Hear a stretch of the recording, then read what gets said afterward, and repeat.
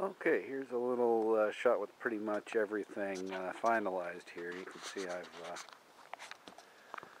cut a little notch there in the hood for the refrigerator vent to clear the conduit.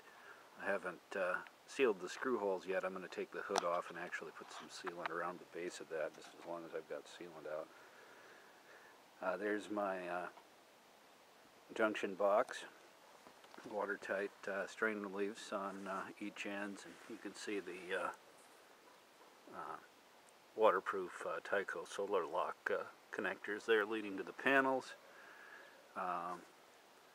The feet are pretty well sealed with Dicor.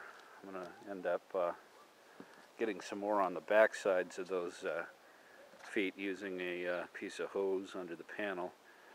I also, once I energized this, I checked the polarity there with my meter before I put the disconnect in, and then I left the cover for the fuse panel off with it energized, which you normally wouldn't do, but I did that so I could take some voltage readings.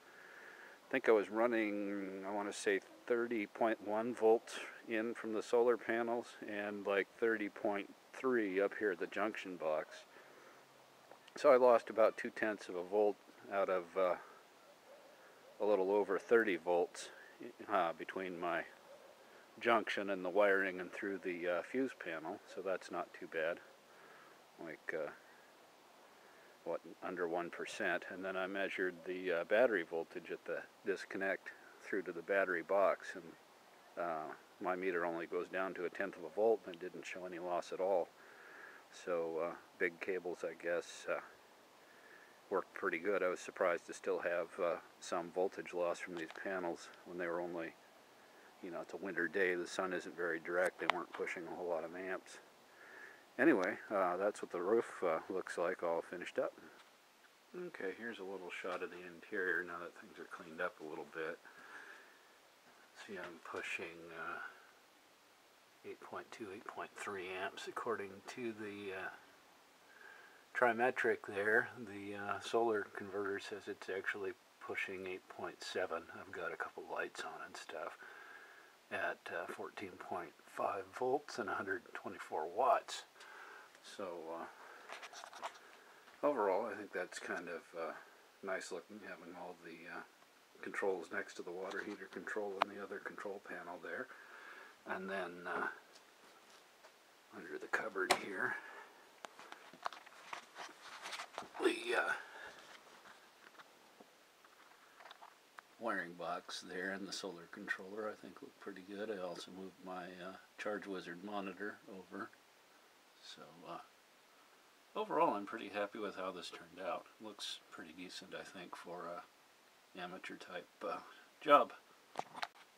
One of the other little things I did in here, I've noticed a fan like this battery operated one running in the fridge makes a huge difference at keeping temperatures even. This thing will run quite a while on D-cell batteries, but it makes a bit of noise, and it's kind of a pain to carry D-cell batteries around. Noticed even when the batteries are weak and the fan is hardly spinning, though, it still does a good job of keeping the fridge temp even.